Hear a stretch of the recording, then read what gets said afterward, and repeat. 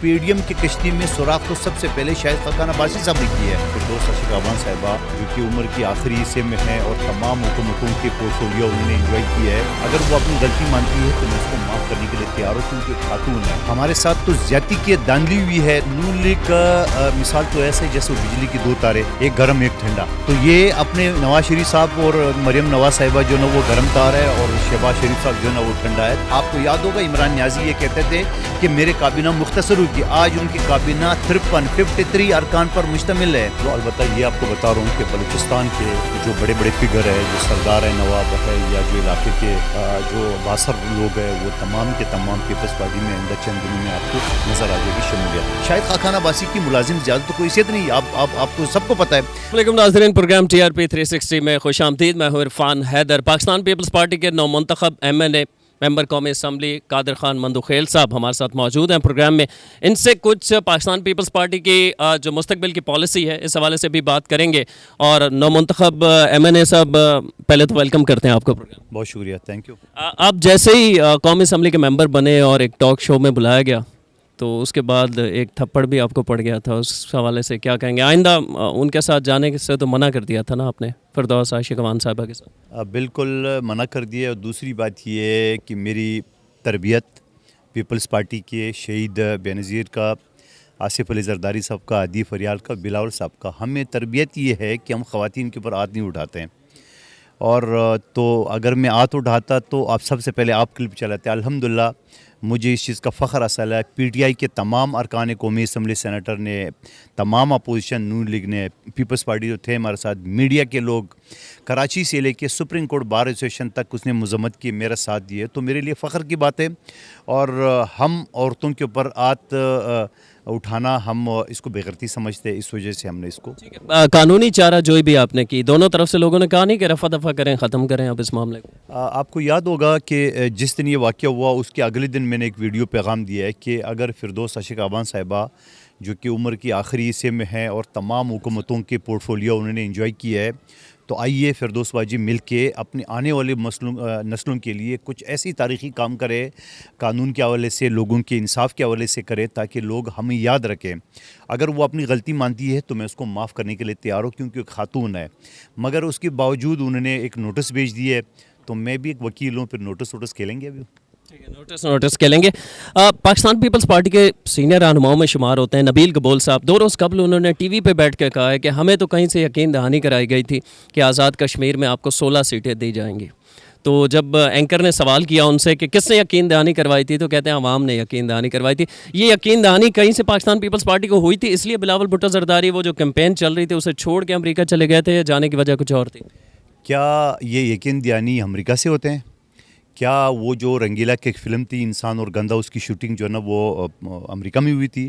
تو کیا پرسپشن ہے کہ امریکہ جا کے, امریکہ میں بھی جا رہا ہوں, ابھی ویزا لگانے کے لیے میں نے دیے, جاتا رہتا ہوں. نبیل گبول صاحب کہتے ہیں یقین دہانی جو کروائی کس نے کرائی تھی؟ نبیل گبول صاحب کی اور میری اور کسی اور M N A M P کی کسی بیان ذاتی تو ہو سکتی ہے, مگر وہ پارٹی نہیں ہے.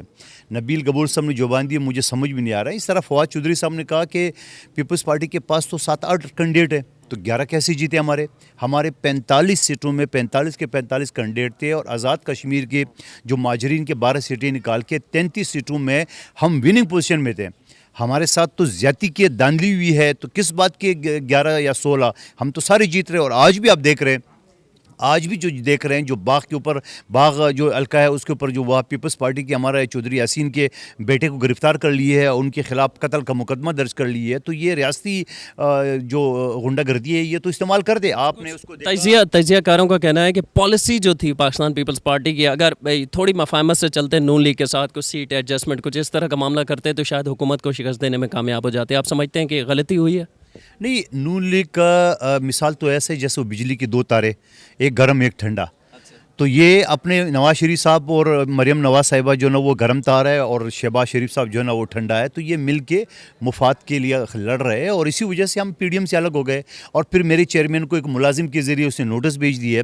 تو پی ڈی ایم کی کشتی میں سوراخ تو سب سے پہلے شاہد خاقان عباسی صاحب نے کی ہے, اور وہی شاہد خاقان عباسی ہے جو آزاد کشمیر کے وزیر اعظم فاروق حیدر کے ساتھ بیٹھے ہوئے اور پریس کانفرنس کر رہے تھے.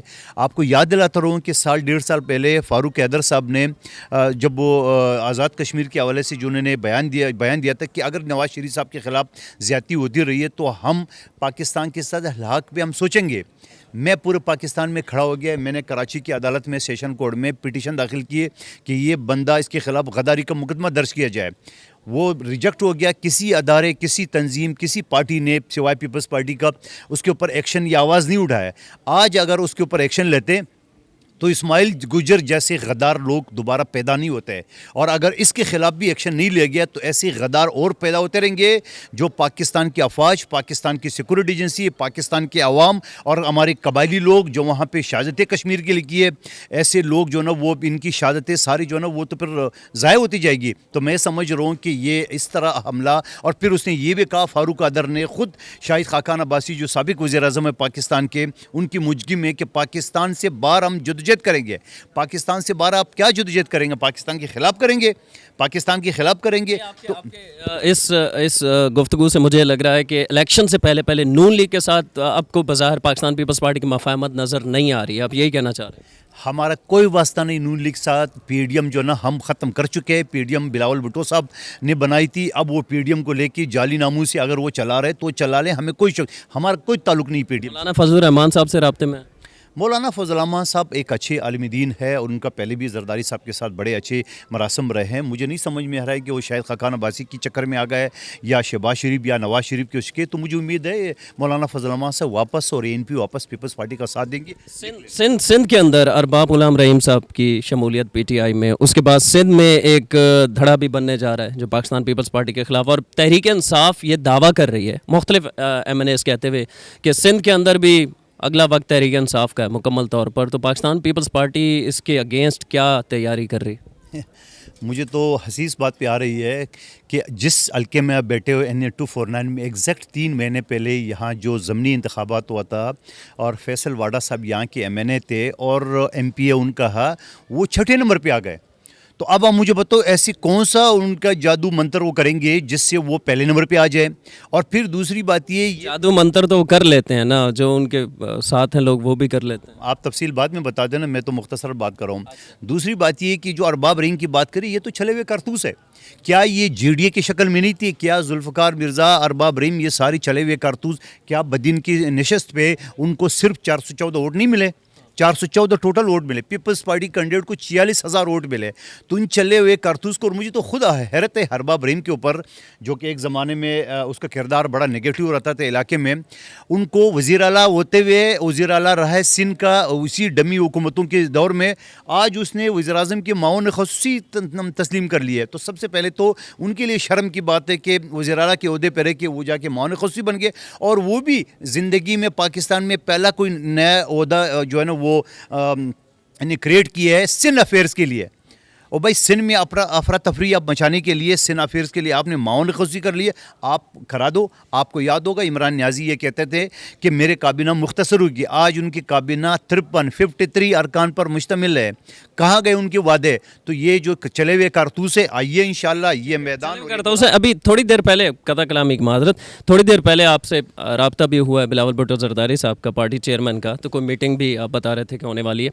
آپ نے انہیں آپ کراچی میں رہے ہیں, میں بھی کراچی میں رہا ہوں, تو میں اس کے پرابلمس کی بات کروں گا. کراچی کے اندر جو مسائل ہیں, جو بارشوں کے مسائل ہیں, جو اس کے علاوہ صفائی ستھرائی کے, سڑکوں کے مسائل ہیں, اس حوالے سے پاکستان پیپلز پارٹی کچھ ایسا کوئی پلان میں ہے, کچھ ایسا کرے کہ 2023 کے الیکشن میں دکھا سکے کہ یہ سندھ کا سب سے بڑا شہر نہ صرف بلکہ پاکستان کا سب سے بڑا شہر جو ہے ہم نے مثالی بنا دیا؟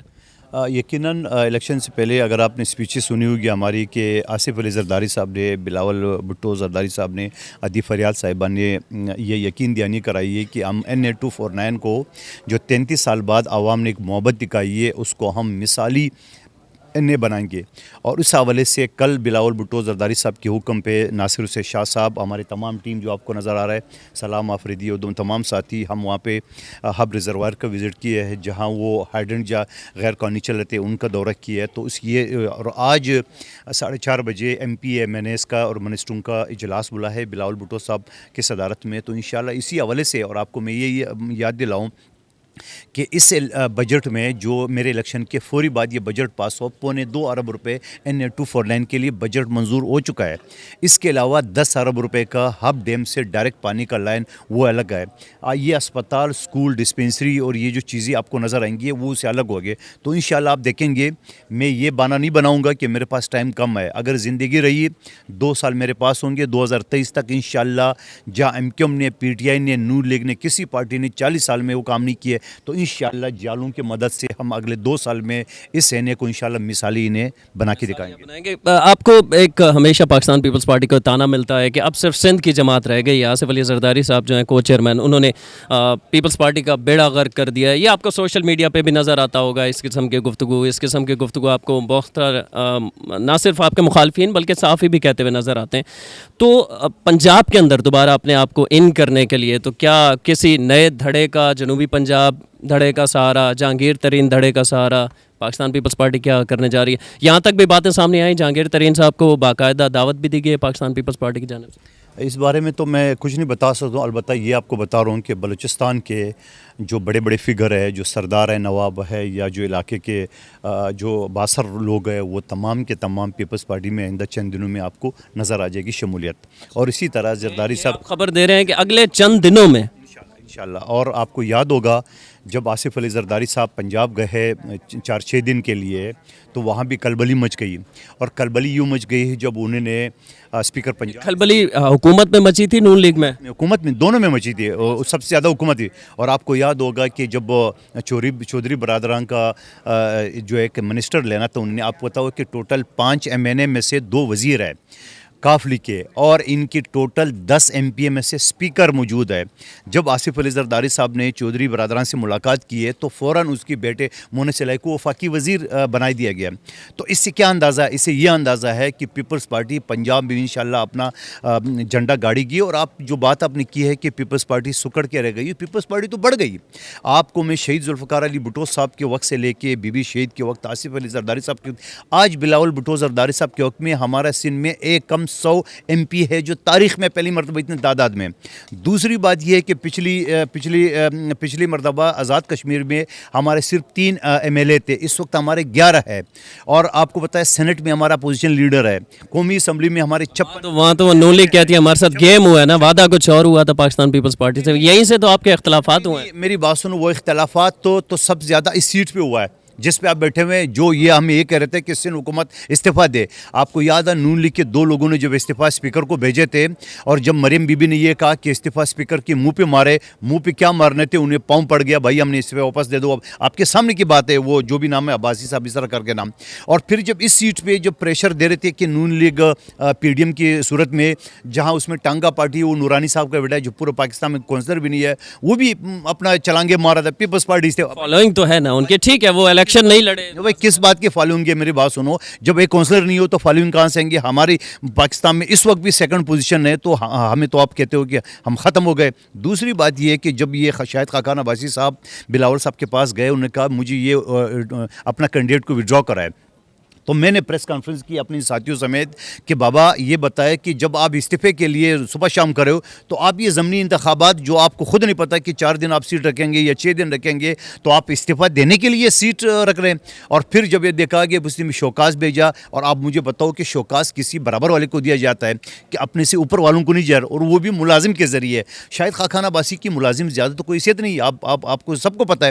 اب سوال یہ ہے کہ جس طرح وہ چلانگے سابق وزیر اعظم ہے سر، یہ مناسب ہوگا یہ دیکھیں گے نون لیگ والے. جی بالکل. دیکھیں میں قومی اسمبلی میں کہتے ہیں سابق وزیر اعظم کا ایک سٹیٹس ہوتا ہے، وہ کلرکوں کی طرح چپڑاسی کی کرسی میں بیٹھ کے اس نے پورے الیکشن مانیٹر کیا NA-249 کا. میں بار بار کہتا ہوں، میں نے ٹاک شو میں بات کی ہے. سوال یہ ہے کہ پیپلز پارٹی جو آپ کہہ رہے سکڑ کے رہ گئی، پیپلز پارٹی تو ابھر رہی ہے. آج جو کامران خان صاحب کا دنیا ٹی وی کا جو ہمیشہ پیپلز پارٹی کی مخالف سمجھا جاتا تھا، آج دیکھیں اس نے ویڈیو دیا ہے کہ بلاول نے جو نا اتنی زبردست حکمت عملی کی ہے، جو 33 سال بعد NA-249 کی कराची की सीट जीती और अब कश्मीर तक उसने अपना सिक्का जो है ना वो मनवाया, तो ये तो बढ़ रही पीपल्स पार्टी। बहुत शुक्रिया सर, आपने वक्त दिया, आपके वक्त के लिए बहुत शुक्रिया। पाकिस्तान पीपल्स पार्टी के सीनियर रहनुमा हैं, हमारे साथ मौजूद है कादिर खान मंदुखेल साहब, और यहाँ अवाम की एक बड़ी तादाद भी मौजूद है जो कि इनके हल्के के अवाम हैं, इनसे अपने मसाइल डिस्कस करने के लिए आते हैं। पुरुमीद है, अवाम का ये कहना है कि हम उम्मीद करते हैं कि कादिर खान मंदुखेल साहब अपने हल्के के लिए ना सिर्फ काम करेंगे बल्कि ओवरऑल कराची के लिए भी पाकिस्तान पीपल्स पार्टी जो करना चाहती है उसमें अपनी खिदमत भी देंगे। इरफान हैदर को इजाज़त दीजिए, अल्लाह के बाद।